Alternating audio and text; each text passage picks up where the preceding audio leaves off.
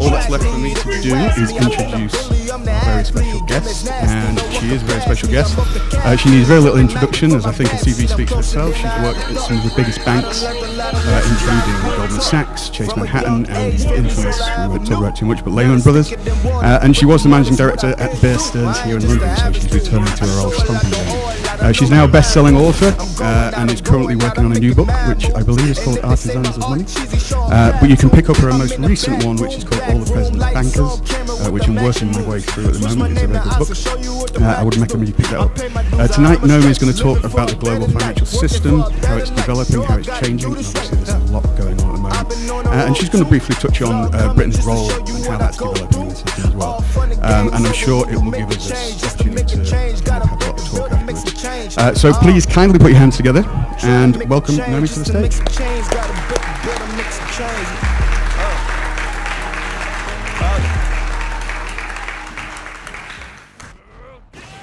All right, I just turned on the mic and it worked.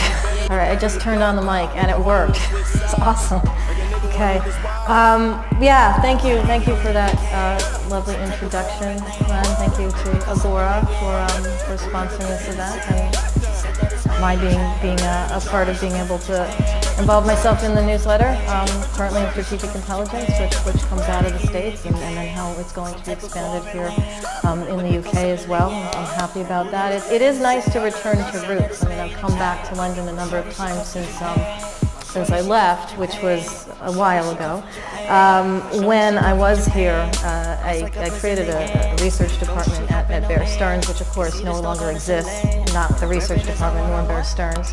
And I did also work at Lehman Brothers, which also no longer exists. Not the analytics I had put together, not the company. So that is 2 out of 4 places that I have been at. So if you are looking at a trend, you know, we're sort of at 50-50 relative to Goldman and JP Morgan, Chase, although they're doing quite well. And we can talk a little, I can talk a little bit about that and ask questions about that as well.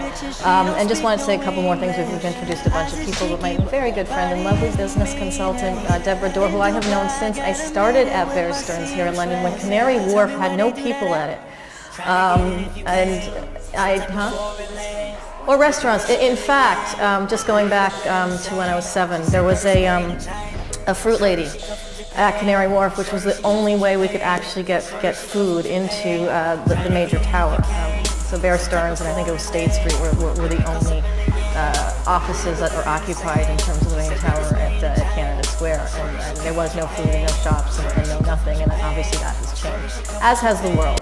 And then also my researcher, Craig Wilson, who is now part of Agora, has been working with me for many years now, including from the beginning of All the President's Bankers, and thinking of how our presidents in the United States have impacted foreign and domestic policy, as well as the banking system and banking individuals who many of whom are still operating today, as well as over it's kind of a nice moment. So there's a lot to talk about, and I think I have about half an hour to 40 minutes to go over what's happening overall in the UK, and the US elections, currencies, and all that. So I'm going to kind of take you on my trip throughout the year, because I've been traveling a lot this year. And part of that was initially to speak with people and do research for my new book, which is Artisans of Money. And the idea of artisans is a big part, I believe, of why things have changed so dramatically, not just this year, but leading up to this year from the financial crisis that began in 2007, 2008, and all of the manifestations of the behaviors of central banks, of private banks, of politicians, that have basically, I think, been reactionary to that crisis, and how that has really related to many things that are occurring now and that will continue to occur, including the election of Trump in the United States, including the vote for Brexit, including what just happened in Italy, including what I'll talk about, which is the shift, I think, in financial and political power from the West to more of the Eastern countries with the evolving of China as that kind of a superpower, not just economically, but also from a political and trade alliance perspective, and how that has all kind of been catalyzed by the financial crisis, and something that we actually don't even talk about anymore, how the private banks, in particular the U.S. private banks, and to a lesser extent, but also to an extent the European private banks, were such a part of being the catalyst and being the kernels for that crisis, and they're kind of, many of them are now being subsidized by central banks and by the sort of new world that we have and that we're in right now, and it's changing as we speak.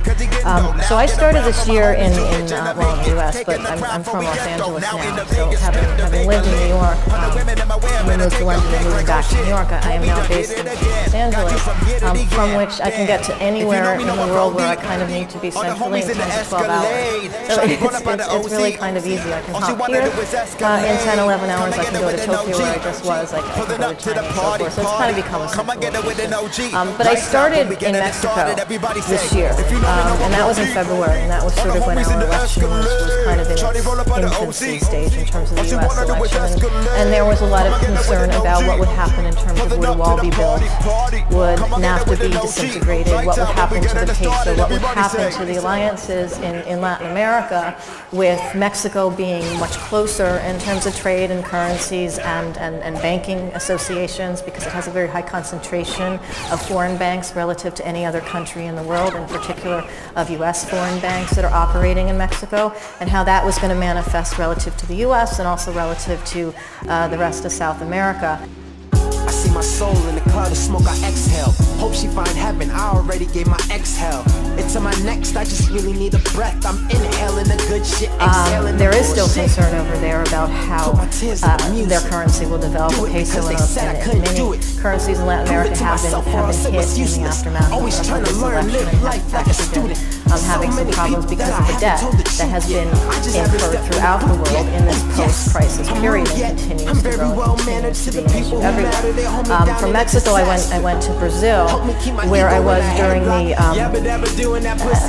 basically the changing of the left sort of wing president Dilma to what is going on now, the September government, which in itself has basically ejected literally like half of the Brazilian politicians in terms of various types of scandals, and that's on the left, on the right, and the center. So there's been a lot of sort of disintegration from that perspective, and also a repositioning of how Brazil is the main economy in South America is operating relative to Mexico and the U.S. and relative to this evolution eastward with respect to China. Because what had been happening in the old government of Brazil, taking around the world, but what had happened in the old government in Brazil was that there were all these new alliances that were formed as everybody was paying attention to other things in the West and north of South America, which was with respect to China. And China decided to invest in the infrastructure of Brazil and more in terms of lending to Latin America, and became the #1 lender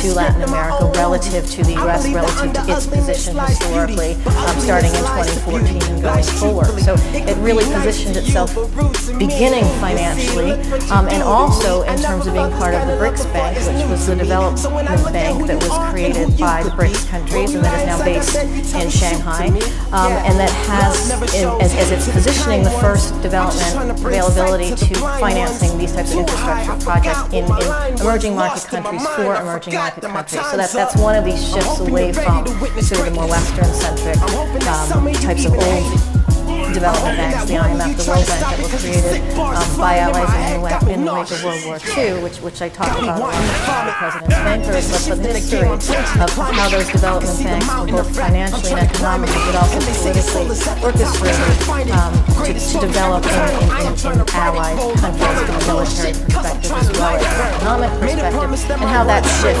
has been happening in the wake of and because of the financial crisis, and what central banks have been doing in the wake of that crisis, which is making available money very cheaply to zero to be able to sort of capitalize the world. From Brazil, I wound up in China, not right away, but I mean, so I went back. So looking at that evolution and meeting people in the government in Brazil and also who were involved in the new development bank in China, and going to talk to officials in Beijing and going to talk to officials in Shanghai to actually see what the perspective was from that country and from those people and how the alignments were working with respect to Brazil and China, and then with respect to China and Russia and so forth, to China, India, and so forth, in terms of just changing the nature of the world. And what was happening was there was a real sort of gap between what Brazil at the time was wanting and needing from the US and what they could get from China in terms of their own development and their own stability, which was quite weak and still is at the time and now. And so China really filled that gap. In Shanghai, I wound up speaking with one of the 5 governors of the Central of the Development Bank, the BRICS Bank, about that evolution. And the other thing that has been happening is that evolution has also been a climate type of evolution. It's been a green energy evolution in terms of infrastructure projects, in terms of putting development money into clean and into green types of energy projects, and also not to have as much of a political connection to projects as the IMF and the World Bank have had to the projects that it has taken on. So there's also been this kind of shift in terms of trying to sort of tell countries what to do and how they should act economically to let's just basically fund you and see how that works and see how those projects work. And that had been a change. Now when Brazil's government sort of was toppled, that became a change back to more of an alignment with the United States and more of an alignment with private banks from the US coming into and starting to come more into Brazil to look back at opportunities there, as China has kind of gone a little bit more into the background. So things that happen also have cause and effect with other countries in terms of what they're trying to do and where they're trying to do it. From China, I wound up in Japan, again, sort of skipping some months, where I was right after our election happened. So it's Tuesday night, I'm in a studio talking about Hillary being about to win, right? Or about to go on air and talk about, as everyone was in the media at that time, regardless of where their positions were personally or before that moment. But that was going on. It was like 6:30 at night. LA time. I'm in an LA studio where I go to do sort of international TV, and also it's a studio where a lot of the networks in the US use the space. So it's like everybody from all sorts of different places is in the same space, and you've got different camera people and you've got different rooms, and everybody just sort of moves around to get to their channel at a specific time. And particularly if you're on the night of the US election, it's just kind of chaos. It's just like, sort of traffic lights going wrong, and you being in a tight space, not being able to get through and waiting for the other person. And so we're all doing this on Hillary, and then all of a sudden it's like the Florida vote is going towards Trump. And we're all sort of like, okay, and then everybody shifts back to different rooms because all of a sudden there's an entire different story going on, and sort of now it's the Trump story, and that's also what wound up happening. But for a couple hours in there was a real sort of media chaotic situation going on. So I was in that, from which a day later I wound up in Tokyo. So I was sort of the first American voice in Japan talking about what just happened in our election. So at this point I've been talking about the sort of shift from Western to Eastern superpowers in terms of economics, in terms of trade alliances, in terms of finance, in terms of capital flow, and everything that's happening in the sort of larger countries in between. And then our election occurs, and I'm being asked what just happened by many Japanese people. And it was interesting because I knew I was kind of there first, and all of us were trying to give an explanation, not just in terms of why our election went the way it went, but what it's going to mean, and what the questions are globally, sort of everywhere, what it meant, and what it's going to mean, what it's going to mean economically, politically, financially, from a currency perspective, from a movement around the world perspective, and also from just understanding what the people in America were actually were thinking.